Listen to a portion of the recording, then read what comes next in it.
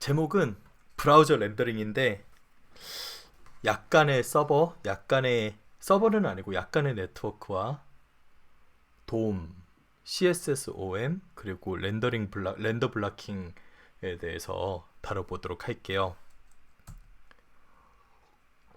우선 마케터들이랑 UX 디자이너들이 가장 중요하게 생각하는 요소 중 하나가 사용자가 해당 페이지를 실행했을 때 페이지의 컨텐츠가 바로 출력되게 하는 건데요. 어, 요걸 위해서 어떤 식으로 빠르게 렌더링 할 수 있는지, 그리고 렌더링 속도를 평가하는 친구들이 뭔지에 대해서 한번 알아보도록 할게요. 사용자 경험을 정의하는 7가지 항목이 있는데, 사실 그 7가지가 되게 상세하게 심리학적으로, 그리고 소비자 심리학, 행동 심리학적으로 분석이 잘 돼 있어요. 그런데 실제 사용자 입장에서 사이트가 느리다는 판단이 딱 드는 순간 그 7가지 항목이고 뭐시고 다 때려치고 이탈률이 엄청 높아지게 됩니다. 실제로 구글이 조사한 결과에 따르면은 1초에서 3초까지 렌더링이 딜레이가 되더라도 이탈률이 30%가 증가가 되고 5초까지 렌더링이 되면은 이탈률이 90% 증가하는 등 이제 좀 사이트를 열었는데 답답하고 느리다는 인식이 들면은 몇 초 지나지 않아서 바로 페이지를 꺼버리는 걸 확인을 할 수가 있어요. 그럼 우선 웹브라우저가 동작하는 방식을 한번 살펴볼게요. 사용자가 이렇게 웹브라우저에다가 google.com을 쳤어요. 그러면은 웹브라우저에서는 우리 컴퓨터에 연결된 인터넷을 통해서 네트워크 요청을 보내게 됩니다. 다만 네트워크는 그 google.com의 주소에 등록된 위치가 어딘지를 몰라요. 실제로도 사람들은 그냥 구글이라 하면 구글은 요 회사구나 하고 알지, 네트워크는 다 숫자로 되어 있고 IP 주소로 되어 있을 뿐이지 그 구글이란 친구가 어디에 서버를 위치시켜놨는지 알 수가 없거든요.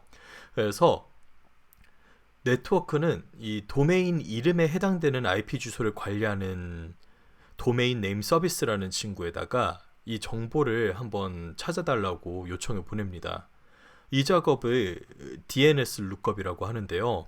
DNS 같은 경우에는 도메인 네임 서비스라고 해서 아마 개인 블로그를 만들어 보셨거나 홈페이지 제작해 보신 분은 알겠지만 저희가 도메인 이름을 쓰고 싶으면은 돈을 주고 그 도메인 이름을 사야 돼요. 그러면은 그 도메인 이름을 파는 회사들 있잖아요. 그 친구들은 특정 IP 주소에 그 도메인 이름을 연결시켜 놓고 팔아서 이제 앞으로 누군가가 뭐 google.com이라고 쳤다 하면은 이 IP 주소로 가라고 그 IP 주소 값을 전달을 해주게 됩니다. 그 역할을 해주는 게 이 도메인 네임 서비스고요. 사용자가 google.com을 쳤을 때 네트워크가 도메인 네임 서비스에 가서 google.com에 해당하는 IP 주소를 받아오는 그 행위를 DNS 룩업이라고 해요. 그렇게 DNS 룩업을 한 다음에 네트워크는 그 전송해야 될 데이터들을 짜잘한 조각으로 쪼개서 전송하는데요. 이거를 네트워크 패킷이라고 표현을 합니다. 그래서 패킷으로 쪼개기 위해서 네트워크는 크게 7가지 단계를 통해서 이 작업을 하게 되는데, 이거를 흔히 말하는 OSI 7 레이어, OSI 7계층이라고 표현을 하는데, 가장 최상단에 보이는 요 애플리케이션 있잖아요. 요거는 사용자가 실제로 개발한 그 뭐 리액트 노드, 뭐 자바 스프링 앱을 뜻하는 거고, 최하단의 요 피지컬은 진짜 요 바다 태평양을 가로지르는 그 광 케이블을 뜻하는 거예요. 그래서 이렇게 단위들을 쪼개는 이유가 뭐냐면은 어 우선 첫 번째로 저희가 전송하는 데이터가 사실 작지는 않단 말이에요. 생각을 해보면은 웹브라우저를 꺼내올 때도 그 웹브라우저에 등록된 이미지랑 자바스크립트 코드들이랑 뭐 HTML 파일들, 그게 상당히 크죠. 그래서 이 데이터를 한 번에 보낼 수 없기 때문에 우선 어플리케이션이 이 데이터들을 잘게 쪼개서 하나의 버퍼 사이즈로 만들어줍니다. 버퍼라는 친구는 아마 16진수로 만들어진 바이트인데, 그렇게 잘게 쪼개고 그거를 한 줄로 길게 연결시킨 게 아니라 그것도 또 짤짤짤 잘라요. 이렇게 자른 다음에 이 네트워크 요청이 뭐 TCP를 사용할지 UDP를 사용을 할지 설정을 해주고 어떤 IP 주소로 전송돼야 할지 그 패킷들에다가 목적지를 달아준 다음에 네트워크 프레임을 달아서 이제 발송을 해주는 거예요. 그래서 요 데이터라는 게 이제 저희가 그 앱 서버든 우리 클라이언트든 상대방 네트워크로 전송하게 되는 그 데이터 뭉치예요. 이 데이터 뭉치를 어플리케이션 단에서 잘게 하나의 바이너리 스트림으로 쪼개주고 그 다음에 이 네트워크 통신이 TCP인지 UDP인지를 설정을 붙여줘서 이제 요 데이터한테 약간 앞에 유치원 어린이들 길 잃지 말라고 목걸이 달아주듯이 그렇게 목걸이 달아주고 얘는 어디로 가야 해요 하면서 목걸이 또 달아주고 이제 출발할게요 해서 보내주는 거죠. 여기서 중요한 건 TCP랑 UDP는 이제 둘 다 네트워크 프로토콜인데 UDP 같은 경우에는 지금 우리가 이렇게 줌으로 하는 세션 있죠. 이거가 UDP를 활용을 하는 거예요. 그래서 특징이 뭐냐면은 UDP는 일단 누군가가 네트워크 요 데이터를 보낼 거야 하잖아요. 그러면은 상대방이 받을 준비가 됐든 안 됐든 일단 데이터를 보냅니다. 네트워크를 통해서. 그래서 계속 보내고 있고 요 데이터를 수신할 사람들만 이렇게 줌 방에 들어와서 그거를 수신을 하는 거죠. 그래서 UDP 통신을 보통 연결에 신경 쓰지 않고 보내는 네트워크 통신이라 해서 이라고 하고요. TCP 통신은 우리가 주로 사용을 하는 그 HTTP가 TCP 통신인데 보통 이제 개인 공부를 하려고 유정님이 그 노션 페이지에 들어왔어요. 그럼 노션 페이지에서 요 팀 러버덕 페이지에 들어올 거잖아요. 그럼 요 친구가 유정님 컴퓨터에서 요 노션 서버한테 야 우리 요 페이지를 정보를 좀 줘라고 요청을 할 거잖아요. 그러면은 그 요청을 보냈을 때 서버에서 그에 대한 응답을 하게 되죠. 그래서 이런 식으로 하나의 요청에 따라서 그거에 대한 리스폰스가 있는 연결을 TCP 통신이라고 합니다. 그래서 TCP와 UDP의 차이점이 그런 게 있고 IP 주소는 아까 말씀했던 것처럼 도메인 네임 서비스에 요 주소를 전달을 해주는 거죠.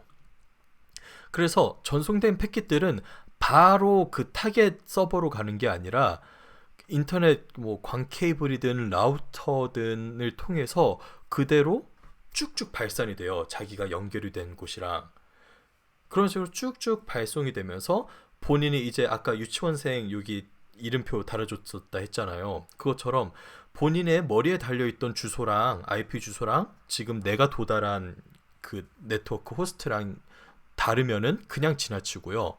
같은 곳에 도달할 때까지 쭉쭉 뻗어나갑니다. 물론 네트워크 자체에도 어느 정도 라우팅 기능이 있어서 그 아무 때나 랜덤하게 보내지는 않고 어디로 가야 할지 어느 정도 리딩을 해줘요. 그래서 네트워크를 우리 홈 네트워크에서 모뎀을 통해 가게 되고 그럼 이 모뎀에 연결된 모든 인터넷에 그 패킷이 발송이 돼요. 그러고 발송된 패킷 중에서 그 다음 라우터에 도착한 친구가 또 다음 라우터로 이동되고 또 다음 라우터로 이동이 돼서 마침내 이제 요 IP에서 보기를 야 우리가 이 주소가 맞다 잘 찾아왔네 하면은 그 패킷을 이제 해당 서버에서 다시 수거를 하는 거죠. 그래서 이런 식으로 패킷이 오고 가면서 네트워크 연결을 하게 되는데 아까 말씀드린 것처럼 UDP 통신은 스트리밍처럼 클라이언트가 수신을 할 준비가 되어 있지 않아도 네트워크 데이터를 쏘게 됩니다. 그런데 TCP 같은 경우에는 클라이언트랑 서버가 서로 연결이 돼야지만 통신이 가능해요. 그래서 그런데 이제 클라이언트에서는 사실 서버가 응답받을 준비가 되어 있는지 안 되어 있는지 알 수 있는 방법이 없고 서버 측에서도 클라이언트에서 야 이거 줘 하고 요청을 보냈는데 우리가 보내주는 응답을 받을 준비가 되어 있는지 사실 알 수 있는 방법이 없어요. 그래서 만들어진 게 그 3웨이 핸드쉐이크라고 3방향 악수라는 친구를 통해서 서로 통신이 할 준비가 되어 있는지 체크를 하게 되는데요. 이때 최초로 클라이언트는 서버님 우리 연결해도 될까요? 하고 synchronize라는 목적의 씬이라는 데이터 패키지를 보내요. 그럼 서버에서는 그 씬을 딱 받고 이제 오케이 우리 데이터 전송해도 돼요 하면서 그 전달받았던 싱크로나이즈 패킷에 이어서 acknowledge라고 eck 패킷을 같이 붙여서 보내게 됩니다. 그럼 클라이언트 측에서는 이거 우리가 보냈던 씬인데 거기에 에크가 붙어왔네. 그럼 서버는 이제 데이터를 받을 준비가 됐구나 하고 이제 오케이 보낼게요 하고 마지막 응답을 보내는 거예요. 이로써 클라이언트랑 서버가 서로 이제 응답을 주고받을 준비가 되었다는 거를 알게 되는 거죠. 그래서 이렇게 여러 단계를 거쳐서 클라이언트 측에서 보내게 된 데이터는 요 리퀘스트라는 객체로 전송이 되게 되고요. 서버 측에서는 요 리퀘스트를 받고 다 처리를 한 다음에 리스폰스라는 객체로 반환을 하게 돼요. 그래서 리퀘스트 객체랑 리스폰스 객체랑 사실 되게 크게 다른데 지금 레벨에서는 그냥 클라이언트가 서버로 요청을 보낼 때는 리퀘스트 객체를 보냈고 서버가 클라이언트로 응답을 해줄 때는 리스폰스 객체를 보낸다 라고 생각을 하면 됩니다.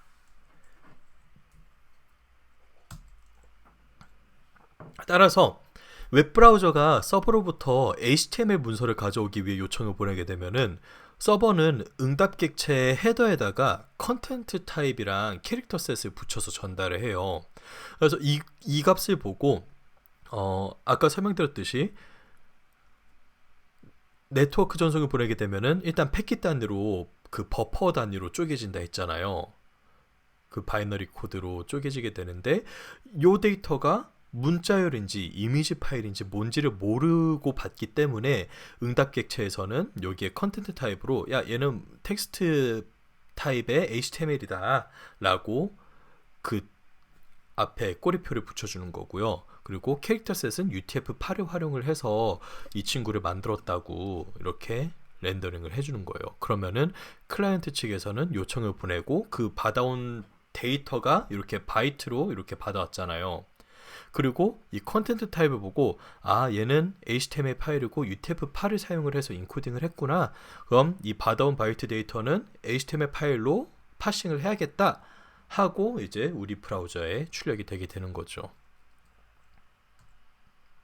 그런 이제 다음과 같은 요 친구랑 같이 HTML 문서를 작성을 해서 렌더링을 해보게 되는데요. 예를 보면은 요 스타일 시트 style.css로 스타일을 가져와 활용을 하고 요 밑에 script.js를 활용을 해서 자바스크립트를 동작을 하게 됩니다. 그래서 얘를 실제 출력된 모습을 보면 이렇게 생겼어요. 그럼 보면은 우리 HTML을 처음 배웠었던 그 시절로 돌아가 볼게요. 잠깐. 이렇게 그래픽이란 하나도 없던 색깔도 없고 그냥 글자만 있는 이 친구가 도대체 어떻게 이렇게 화려하고 멋있는 디자인으로 바뀌게 되었을까요? 이걸 이해하기 위해서는 이제 다큐멘트 오브젝트 모델과 CSS 오브젝트 모델 그리고 렌더 트리에 대해서 알아야 합니다. 그래서 여기까지 혹시 질문이나 이해하기 어려웠던 부분이 있으신 분 계신가요?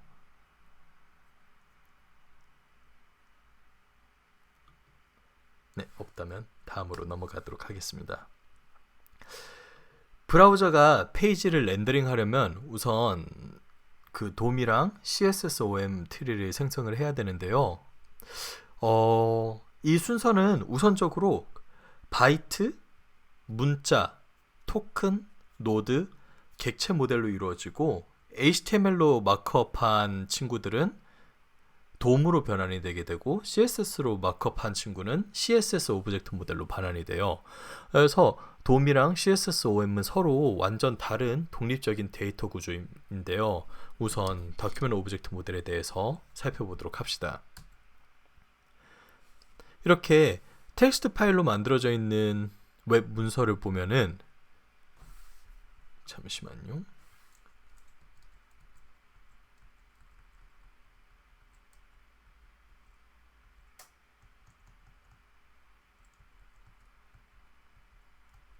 네, 아닙니다. 네,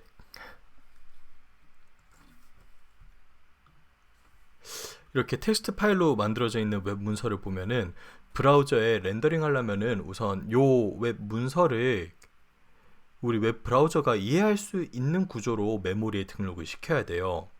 그래서 브라우저에 있는 렌더링 엔진은 요 웹 문서를 로드한 다음에 파싱을 하게 되는데, 이렇게 파싱된 친구를 바로 다큐멘트 오브젝트 모델이라고 합니다. 그리고 이 친구를 줄여서 돔이라고 할게요. 그래서 모든 요소의 어트리뷰트, 텍스트들을 각각의 오브젝트, 객체로 만들어주고 그 오브젝트를 트리 형태로 서로 상관관계를 표현을 한 걸 돔이라고 해요. 그래서 이게 실제 객체라는 거를 증명을 하기 위해서 보면은 이렇게 아까 만들었던 요 div 클래스 컨테이너 있잖아요. 컨테이너 클래스의 div를 쿼리 셀렉터로 선택을 해놓은 다음에 이 친구가 요 HTML div 엘리먼트의 인스턴스인지를 체크를 했습니다. 그래서 이 인스턴스 오브는 해당 객체가 특정 생성자 함수의 인스턴스인지를 파악을 하기 위해 사용하는 메소드잖아요. 그래서 요 div라는 컨테이너는 HTML div element라는 생성자 함수 그 클래스의 인스턴스이고, 또한 요 노드라는 친구의 인스턴스이기도 합니다. 그래서 요거는 조금 뒤에 더 자세히 살펴볼게요. 웹브라우저가 도대체 웹페이지를 어떻게 처리를 할까요? 우선 브라우저가 HTML의 원시 바이트들을 읽어와서 해당 파일에 지정된 인코딩에 따라서 개별 문자로 반환을 합니다. 그래서 여기서 보면은 아까 저희가 TCP 패킷 이야기를 할 때 나왔던 단어가 하나 나왔었죠. 그래서 웹브라우저를 네트워크가 처음 보내게 되면은 얘를 잘게 쪼개갖고 그 바이너리 스트링으로 만든 다음에 그거를 전송을 하게 된다 했잖아요. 그렇게 받아왔던 그 바이트들이 이렇게 전달을 받게 됩니다. 그리고 아까 말했던 것처럼 그 리스폰스 헤더에 얘의 컨텐츠 타입이 HTML이라고 선언을 했었잖아요. 그거를 활용을 해서 거기에 설정된 인코딩 UTF-8에 따라서 이제 개별 문자로 이런 식으로 캐릭터 셋으로 전환을 하는 거예요. 그리고 브라우저가 파싱 해놓은 이 문자열들을 W3C HTML 표준에 의해서 지정된 그 고유 토큰들로 이렇게 변환을 해요. 그래서 보면은 이 바이너리 스트림이었던 친구가 이렇게 우리가 사용을 하는 그 HTML 요소들처럼 변환이 되고, 이 친구들이 그 W3C에서 스펙을 정해놓은 대로 이렇게 토큰으로 변하게 됩니다. 그래서 HTML이 시작이 되고 HTML이 끝난 것처럼 여기도 스타트 태그가 HTML, 그 다음 스타트 태그 헤드 뭐 이런 식으로 각각의 토큰으로 변환이 되는 거죠. 그리고 이렇게 만들어진 토큰들은 해당 속성이랑 규칙을 정의하는 객체 노드로 이렇게 변환이 되는 거예요. 이렇게 노드로 변환이 된 다음에 이 노드들의 서로 연결관계 보면은 저희가 보통 코드 작성을 할 때 바디 안에 div를 넣었고 그 div 안에 h1이랑 p를 넣었잖아요. 그런 식으로 서로 네스티드 관계가 형성이 되어 있단 말이에요. 이 관계를 표현을 하기 위해서 요 노드 만들어진 노드들을 트리 형태로 이렇게 서로 HTML 안에 헤드랑 바디가 있고 그 바디 안에 뭐 p 태그가 있고 div가 있고 이런 식으로 서로의 그 연결 관계를 표현을 합니다. 이 트리 데이터 구조에는 원래 마크업에 정의됐던 상위 하위 관계도 이런 식으로 표현을 하는데요. 그래서 바디는 HTML의 하위 객체인 거고 요 p 태그도 바디의 하위 객체가 되는 거죠. 그래서 전체 프로세스의 최종 출력이 이 간단한 도큐멘트 오브젝트 모델이 실제 출력이 되는 거고, 브라우저는 이후 모든 페이지 처리에 이 돔을 활용을 하게 돼요. 그래서 브라우저는 HTML 마크업을 처리할 때마다 아까 살펴봤던 그 단계들 있잖아요. 그 단계들을 수행을 해서 결국 바이트를 문자로 변환하고 그 문자를 토큰으로 식별한 다음에 노드로 반환한 다음에 이 객체 트리를 빌드를 하게 되는 거예요. 그래서 이 전체 프로세스를 완료하려면은 시간이 좀 걸릴 수밖에 없는데요. 만약에 HTML로 처리를 해야 되는 친구들이 많다? 그러면은 작성한 HTML이 많을수록 그 프로세스를 하는데 걸리는 시간이 더 길어집니다. 그래서 실제로 아까 그 코드를 파싱된 걸 살펴보면은 HTML 조각들을 이제 돔트리로 변환을 하는데 5ms가 걸렸어요. 그래서 밀리가 1000분의 1인 걸 생각을 해보면은 네, 엄청 빠른 거죠. 그래서 이렇게 빨리 되긴 했는데 만약에 큰 페이지인 경우에는 이 프로세스가 훨씬 더 오래 걸릴 수 있어요. 그리고 뭐 좀 화려하거나 매끄러운 애니메이션을 만드는 경우에 브라우저가 대량의 HTML을 처리해야 한다면은 병목 현상이 되게 쉽게 발생할 수 있습니다. 그래서 돔트리는 그런데 이제 주의할 점으로는 돔트리 같은 경우에는 어, 문서에서 그 HTML을 저희가 마크업 랭귀지라고 하잖아요. 그렇게 작성했던 마크업의 속성들이랑 서로 그 각 요소, HTML 그 요소들이 어떤 식으로 관계가 형성이 되는지는 제공을 해주지만 요소가 렌더링 됐을 때 어떻게 표현이 될지에 대해서는 알려주고 있지를 않아요. 그래서 실제로 살펴보면은 얘네들은 각각 뭐 헤드, 뭐 바디에 P에 문자에 이렇게 달려있고 스팬에 이렇게 달려있고 뭐 div에 이렇게 이미지를 넣었다라고만 각각의 상위 요소들만 어떤 레이어로 그려질지 표현을 해주지 실제 얘가 어떤 색이고 글씨 크기는 얼마나 클 건지 아니면 얘는 이제 플렉스가 적용될 건지 말 건지 그런 요소들을 평가를 해주지 않습니다. 그런 것들을 관리하는 친구는 CSS 오브젝트 모델이에요. 이외에도 이제 돔을 사용을 하는 방법이 궁금하다면은 요 책의 저자 폴마웹.com에 그 사용하는 방법이 있기 때문에 그거를 한번 보시면은 좋을 것 같고요. 이제는 뭐 리액트나 뷰를 활용을 하기 때문에 일반 바닐라 자바스크립트로 UI를 꾸리는 거는 거의 없어서 요거는 굳이 다루지 않았습니다.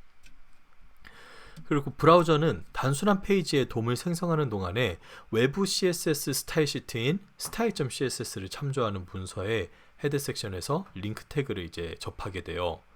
이 말이 되게 거창했는데 살펴보면은 아까 그 HTML 작성을 했을 때 여기 헤드 섹션에 링크 스타일 시트라고 저희가 선언을 해줬던 style.css를 꺼내오게 되는 거죠. 그래서 그거를 방금 말로 표현하니까 그렇게 복잡하게 됐습니다. 네, 그래서 페이지를 렌더링 하는데 웹브라우저는 링크 태그에서 이 스타일 시트가 꼭 필요하겠다고 판단을 하잖아요. 그래서 이 리소스에 대한 요청을 즉시 발송을 하고 그 요청의 결과로 다음에 컨텐츠를 반환받게 됩니다. 그래서 HTML 마크업 내에서 뭐 스타일을 직접 그 HTML 요소들에다가 스타일을 선언을 할 수도 있지만은 CSS를 HTML 파일이랑 별도로 유지하면은 뭐 컨텐츠 그 마크업 컨텐츠 작성이랑 요 컨텐츠의 디자인을 별도의 항목으로 처리를 할 수 있기 때문에 보통 HTML 따로 작성을 하고 CSS도 따로 작성을 해서 그 링크 스타일 시트로 CSS 파일을 주입을 시켜주는 식으로 보통 활용이 되죠. 그래서 CSS 오브젝트 모델 같은 경우에도 아까 돔이랑 똑같은 단계를 거쳐요. 그래서 우선 바이트로 받아온 값에 그 컨텐츠 타입이 뭔지 파악을 할 거고 그 다음에 그 바이트를 전달받은 컨텐츠 타입이랑 그 캐릭터 셋 UTF-8로 이제 문자열로 반환을 한 다음에 그거에 해당하는 토큰을 파싱을 하고 그 토큰에 해당하는 노드를 만들어 준 다음에 아까 봤던 트리를 만들어 주는 거죠. 그래서 살펴보면은 이런 식으로 반환이 되게 됩니다. 그래서 돔 같은 경우에는 이전에 봤듯이 저희가 HTML 태그를 작성을 할 때 이 바디 안에 P를 넣어놓고 뭐 그 안에 div를 넣고 그 안에 이미지를 넣는 식으로 서로 그 상하 관계가 사실 저희가 보여줄 필요가 있었어요. 그래야지 이제 얘네들의 레이어가 어떻게 될지를 파악을 할 수 있었잖아요. 그래서 이런 트리 형태의 데이터 모델로 돔을 만들어줬습니다. 근데 CSS를 보면은 그냥 그 돔 트리에다가 색깔만 입히는 거잖아요. 근데 왜 굳이 CSS도 이렇게 오브젝트 모델 트리 구조를 갖게 될까요? 그 이유는 페이지에 있는 객체들의 최종 스타일을 계산할 때 브라우저는 우선 해당 노드에 적용이 가능한 가장 일반적인 규칙으로 시작을 해요.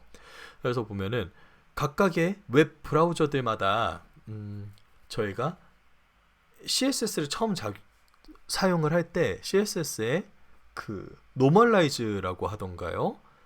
그 별표 해놓고 마진 제로, 패딩 제로, 그리고 그런 친구들을 보통 설정을 하잖아요. 잠시만요. 그거를 노멀라이즈 CSS를 어떻게 했었지? 너무 오랜만에 해서 기억이 안 나는데.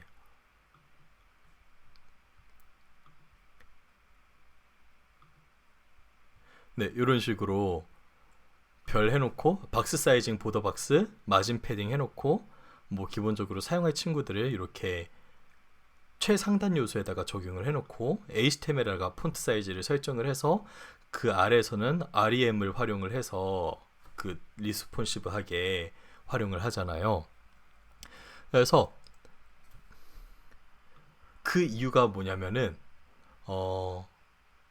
웹브라우저가 페이지에 있는 객체들의 최종 스타일을 계산을 할 때 최상위 노드에 적용 가능한 가장 일반적인 규칙으로 시작을 해서 그 다음에 적용된 구체적인 규칙들을 반영을 시키는 형식으로 하향식으로 규칙을 적용하는 방식으로 사용을 하게 돼요. 그래서 요거를 더 구체화하기 위해서 나와 있는 요 트리를 살펴보면은 우선 body라는 요소에 있는 스팬 같은 경우에는 이렇게 제가 요 이미지를 잘못 첨부를 한 것 같지만 그래도 다시 설명을 하겠습니다. 네, 그래서 보면은 body라는 친구 내부에 저희가 폰트 사이즈를 16으로 설정을 해놨어요. 그런데 그러면은 얘가 기본적인 그 사이즈가 되는 거겠죠. 가장 최상단에 있는 친구니까. 그렇게 되면 이제 어떤 일이 발생하냐면은 요 바디 내에 속해 있는 바디라는 트리에 속해 있는 모든 요소들은 다 기본적으로 폰트 사이즈는 16으로 가져가게 돼요. 그래서 P 같은 경우에는 저희가 아까 봤듯이 폰트 사이즈를 설정을 안 했어요. 그럼에도 불구하고 바디에다가 폰트 사이즈 16을 설정을 했기 때문에 P도 폰트 사이즈 16을 가져가고 그 내부에 있던 스팬 같은 경우에도 폰트 사이즈 16, 스팬 16, 이미지도 폰트 사이즈 16을 가져가게 됩니다. 그리고 이제 요 위에서 보면은 바디에 존재했고 이제 P에서 새롭게 폰트 웨이트를 볼드로 설정을 해줬어요. 이 경우에 P 내부에 스팬이 있었잖아요. 그럼 요 스팬은 바디에서 선언했던 폰트 사이즈도 가져가게 되고 P에서 사용을 했던 폰트 웨이트도 같이 가져가게 됩니다. 그리고 네, 뭐 그런 식으로 각각의 스타일들은 CSS 오브젝트 모델 같은 경우에는 해당 노드에 적용이 가능한 가장 일반적인 규칙부터 시작을 해서 하향식으로 규칙을 적용해 나가기 때문에 이 오브젝트 모델 스타일을 사용을 해요. 그리고 모든 브라우저 같은 경우에는 유저 에이전트 스타일이라고 하는 기본 스타일을 제공을 해줍니다. 그래서 개발자가 따로 CSS 스타일을 제공하지 않는 경우에 표시되는 스타일들은 일단 브라우저에서 자체적으로 제공하는 유저 에이전트 스타일로 생각을 하면 되고요. 그렇기 때문에 모든 브라우저들의 기본적으로 뭐 마진이랑 패딩 값이 있고 박스 사이징도 아마 콘텐츠 박스가 디폴트로 되어 있을 거예요. 그래서 우리가 원하는 대로 동작하게 하기 위해서 기본적으로 그 CSS 이거를 뭐라 하는지 기억이 안 나네요. 노멀라이즈가 아니라 뭐 CSS 리셋을 뭐 요런 리셋 맞죠? 네, 리셋을 이런 식으로 시켜놔서 우리가 구현한 그 폰트 사이즈, 마진 사이즈, 뭐 패딩 사이즈 그런 거를 좀 확실하게 적용할 수 있도록 해야 됩니다. 그래서 아까 그 봤던 4줄에 5줄의 CSS 코드를 처리를 할 때 걸린 시간은 이제 0.6 MS가 걸리고 이 페이지에 있는 그 아까 렌더링 했던 친구들 있잖아요. 돔 요소.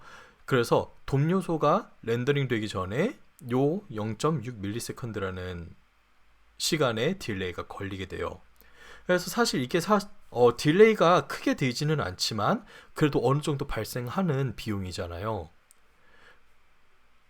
그래서 이제 웹브라우저가 돔도 있고 CSS 옴도 있겠다, 오브젝트 모델도 있겠다. 그러면은 요거를 웹브라우저에 사람들이 보이는 요 스크린에 그려줘야 되는데 이 그려주기 위해서는 한 단계를 더 거쳐야 됩니다. 그거는 바로 이제 렌더링 트리라는 친구가 있어요. 그래서 CSS 오브젝트 모델이랑 더큐먼트 오브젝트 모델 트리들은 같이 결합을 해서 하나의 렌더링 트리를 형성을 해줘요. 그래서 이 렌더링 트리는 표시되는 각 요소의 레이아웃을 계산하는 데 사용이 되고 픽셀들을 화면에 렌더링하는 그 페인트 프로세스에 대한 입력으로 처리가 됩니다. 그래서 최적의 렌더링 성능을 얻기 위해서는 이 렌더링 트리가 만들어질 때까지 걸리는 그리고 픽셀로 그릴 때까지 걸리는 각각의 단계를 최적화하는 게 제일 중요한데요. 이전 섹션에서 보면은 HTML이랑 CSS 입력을 기반으로 그 돔이랑 CSS 옴 트리를 만들었잖아요. 근데 이게 서로 아까 말씀드렸던 것처럼 서로 독립적인 객체예요. 아예 따로따로 존재하는 객체예요. 그래서 그 돔 모델 같은 경우에는 컨텐츠들을 설명을 해주고 CSS 오브젝트 모델 같은 경우에는 문서에 적용돼야 하는 스타일 규칙을 설정을 합니다.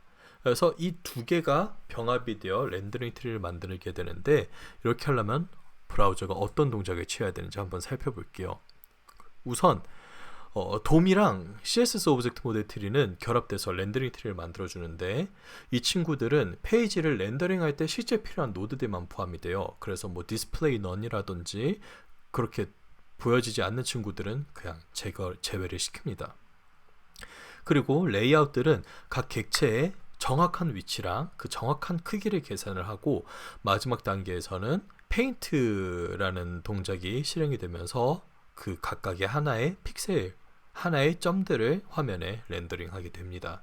그래서 렌더링 트리를 살펴보면 이런 식으로 생겼어요. 아까 봤던 도큐먼트 오브젝트 모델이 하나의 독립적인 요소로 존재하고 또 CSS 오브젝트 모델이 또 다른 요소로 이렇게 존재를 했었죠.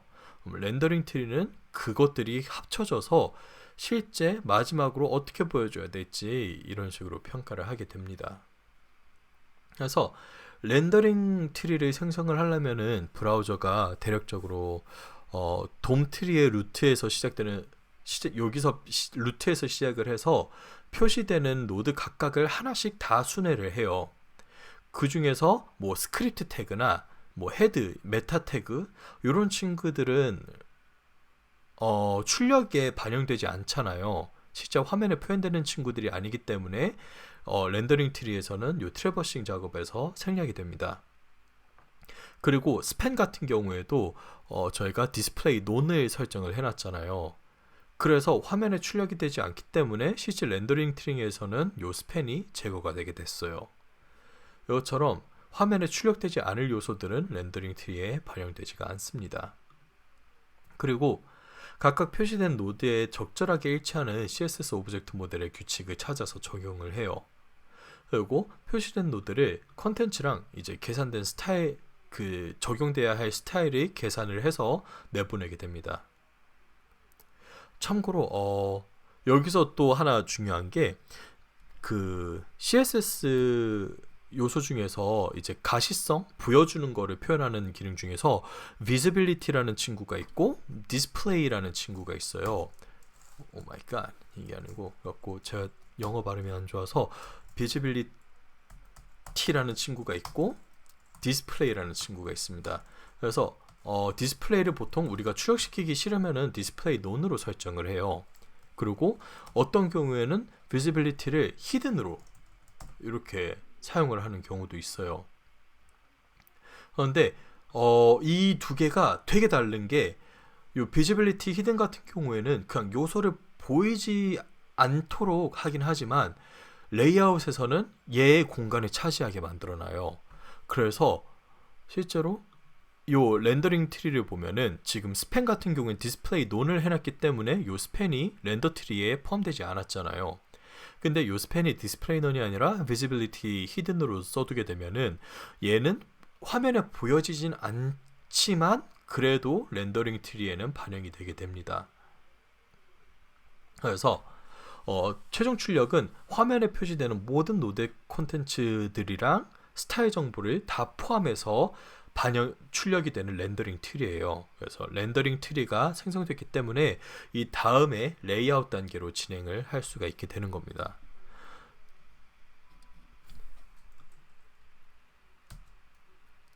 그리고 페이지에서 각 객체의 정확한 크기랑 위치를 파악하기 위해서 웹브라우저는 렌더링 트리의 루트에서 시작해서 하나씩 순차적으로 순회를 한다고 말씀드렸는데요.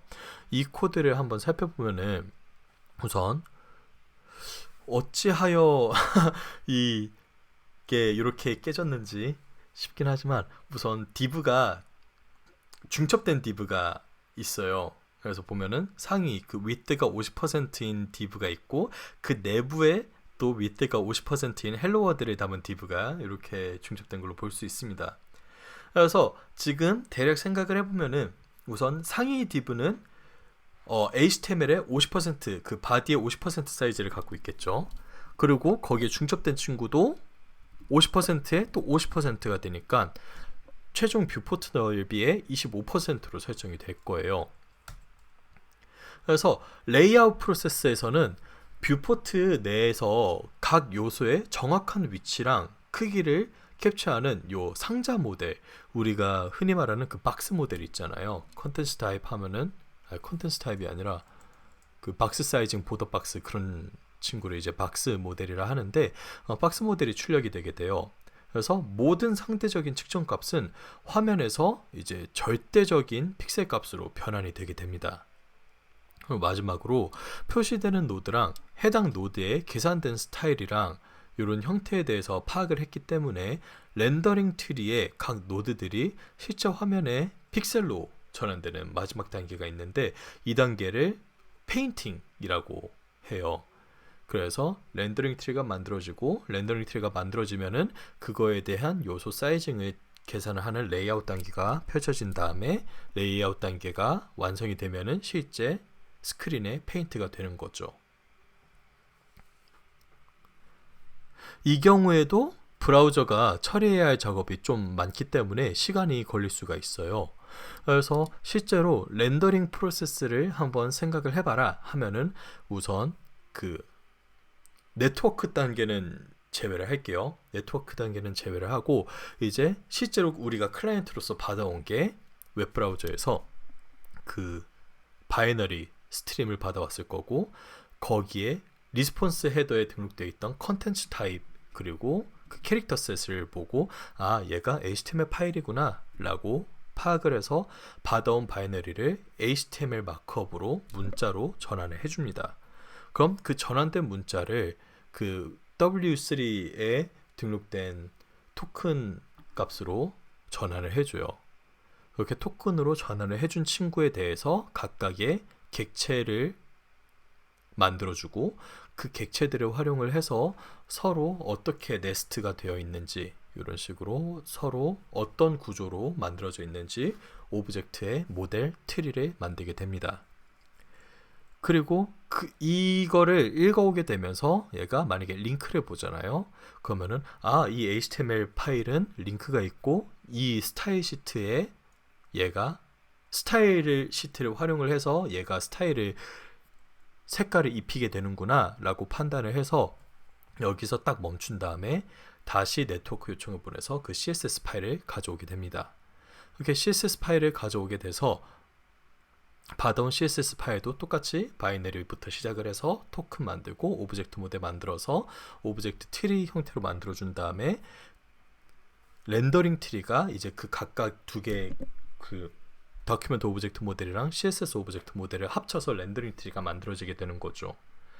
그래서 렌더링 트리가 만들어지고 이 친구가 만들어지게 되면은 사이즈가 얼마나 돼야 될지 레이아웃이라는 작업을 통해서 우리가 50%로 만들었던 거를 이 레이아웃 단계에서는 실제 뷰포트를 측정을 하고 그 뷰포트의 50%라면 몇 픽셀이 있지를 계산을 해줘요. 그렇게 각 사이즈들을 다 계산을 완벽하게 해준 다음에 페인트라는 작업을 통해서 각각의 픽셀을 화면에 뿌리게 되는 겁니다. 그래서 그러한 동작들을 하게 되는데 이것도 사실 시간이 꽤 걸려요. 그래서 레이아웃 이벤트 같은 경우에는 레이아웃이랑 페인트 작업이 시간이 꽤 걸리게 되는데 이거를 체크를 해보면은 이렇게 0.8 밀리세컨드가 나온 걸 볼 수 있어요. 레이아웃 같은 경우에. 그래서 아까 그 도큐멘트 그 HTML을 파싱하는 거랑 CSS 파싱하는 거는 완전 시간이 조금밖에 안 걸렸었잖아요. 그거에 비해서 렌더링 트리의 레이아웃을 잡는 거는 이렇게 시간이 훨씬 많이 걸려지는 걸 볼 수 있습니다.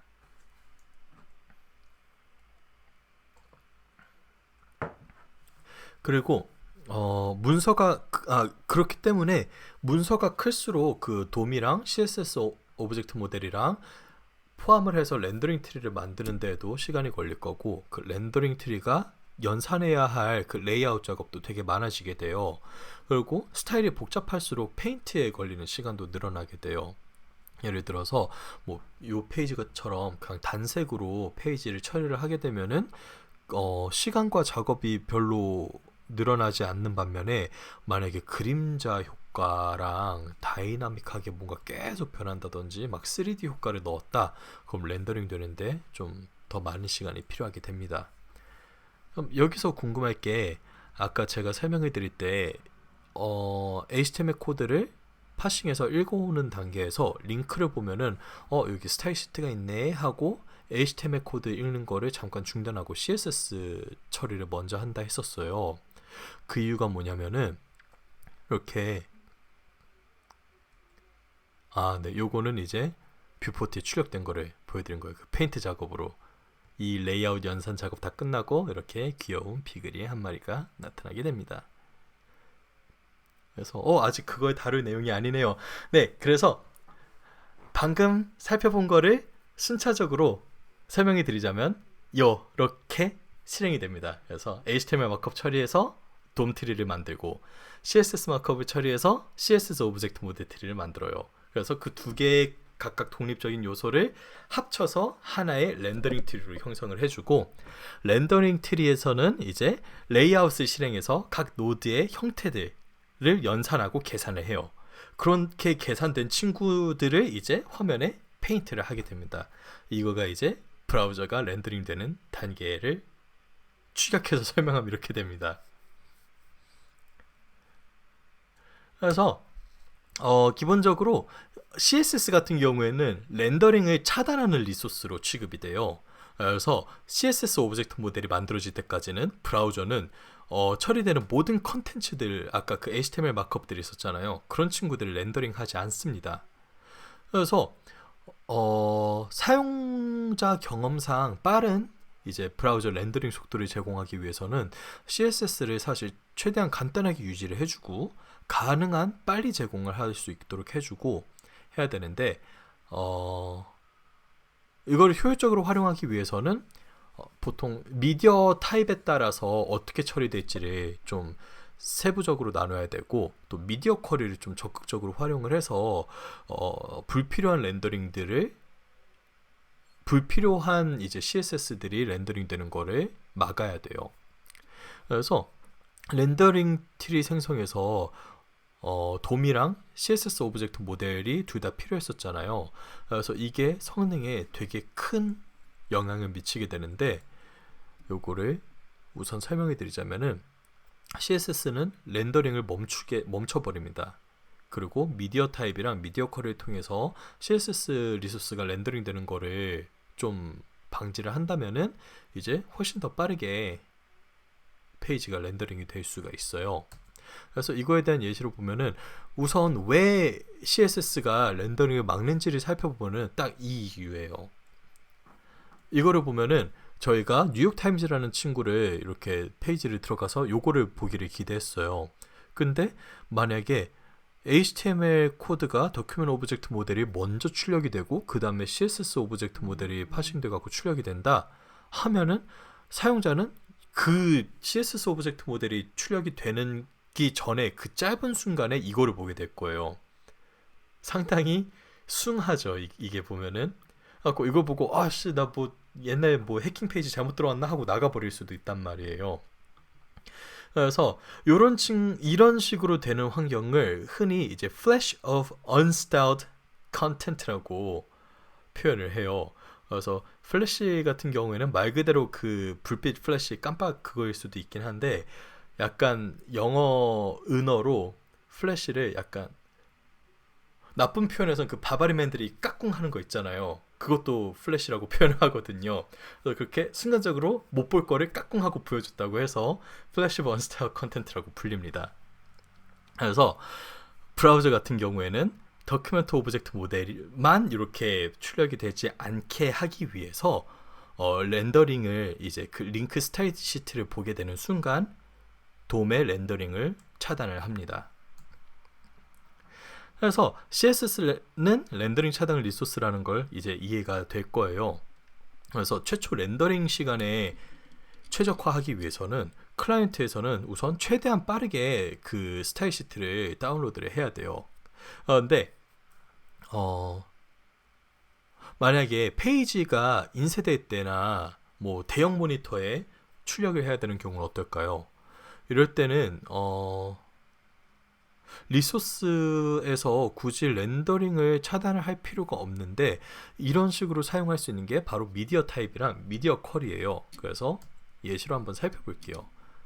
미디어 쿼리는 하나의 미디어 유형과 특정 미디어 기능의 조건을 확인하는 식으로 구성이 돼요. 그래서 첫 번째 스타일 시트 선언을 보면은 미디어 유형이나 미디어 쿼리를 제공을 하고 있지 않죠. 그냥 우리가 보통 사용하는 스타일 CSS 그리고 이런 식으로 해서 그냥 스타일 적용시킨 스타일 시트라는 거를 표현을 했어요. 그래서 이 경우에는 요 위에 있는 친구 같은 경우에는 무조건 렌더링을 합니다. 그래서 얘를 무조건 갖고 와서 사용을 하기 때문에 그 돔이 파싱이 될 때 이 친구를 꺼내오기 위해서 그 렌더링이 멈추게 돼요. 반면에 두 번째 스타일 시트를 보면은 컨텐츠가 인쇄될 때만 적용이 돼요. 그 이유는 요 사용되는 미디어가 프린트라고 선언이 됐기 때문이죠. 그래서 컨텐츠가 인쇄되는 경우에는 실제 웹페이지에서 보여지는 거랑 조금 다르게 보여져야 될 때가 있을 수도 있어요. 그도 그럴 게 저희 웹브라우저는 어느 정도 그 뷰포트에 따라서 사이즈가 지정이 되잖아요. 그래서 27인치 모니터를 쓰든 24인치 모니터를 쓰든 그 비율은 항상 일정하단 말이에요.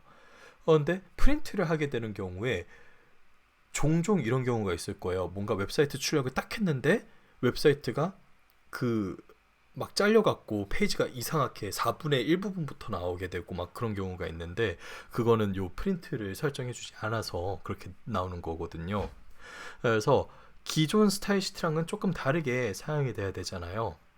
그래서 이 스타일 시트는 처음 로드될 때 페이지 그 렌더링을 할 때 굳이 얘가 아니라 이 친구를 활용을 하게 하는 식으로 좀 더 최적화를 시킬 수가 있고요. 그리고 마지막 같은 경우에는 브라우저가 실행하는 그 미디어 쿼리를 이렇게 제공을 하고 있어요.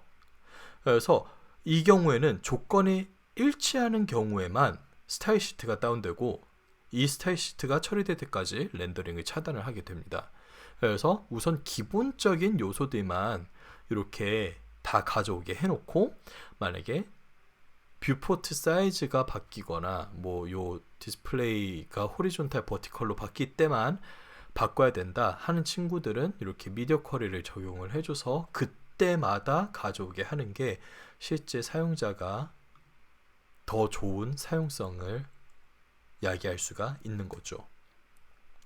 그래서 미디어 쿼리를 사용하면은 우리가 특정 사용 사례랑 동적인 조건들, 예를 들면은 이게 그냥 보여줄 건지 아니면은 프린트를 할 건지, 그리고 화면 방향을 바꾸던가 크기 조정을 하는가에 대해 맞춰서 그 프레젠테이션 어떻게 보여줘야 될지를 조정할 수가 있어요. 그래서 스타일 시트 자산은 그 에셋들을 선언을 할 때 미디어 유형이랑 미디어 쿼리에 좀 주의를 살펴야 되는데 예를 들면은 이제 요 첫 번째 스타일 시트 같은 경우에는 모든 렌더링들이 다 차단하고 모든 조건에 일치를 하게 되죠. 그리고 두 번째 선언 같은 경우에도 얘는 모든 미디어에 사용을 한다 했기 때문에 모든 미디어 렌더링을 다 정지를 시켜버립니다. 그런데 이제 세 번째 친구를 보면은 페이지가 로드될 때 평가되는 동적 미디어 쿼리를 갖게 돼요. 그래서 여기서는 지금 미디어의 오리엔테이션을 포트레이트로 했잖아요. 그러면은 이거를 뜻하거든요. 말이 안 떠오르지? 네, 아무튼 이 친구에 따라서 이 CSS가 돔의 렌더링을 차단을 할지 말지를 평가를 하게 됩니다. 그래서 네, 기본적으로 사용자들이 이 모양으로 사용을 하고 있었다. 가로 세로가 그 세로가 길게 그렇게 사용을 하고 있었으면은 네, 가로 세로 감사합니다. 출퇴근 왕복 4시간이 힘들긴 하네요. 그래서 세로로 활용을 하고 있었더라면은 얘를 파싱을 하고 있지 않기 때문에 좀 더 효율적으로 활용을 할 수 있고, 얘는 가로로 적용을 하는 경우에만 얘를 가져오기 때문에 네, 좀 더 빠른 렌더링이 가능하리라 감히 생각을 해도 될 것 같습니다.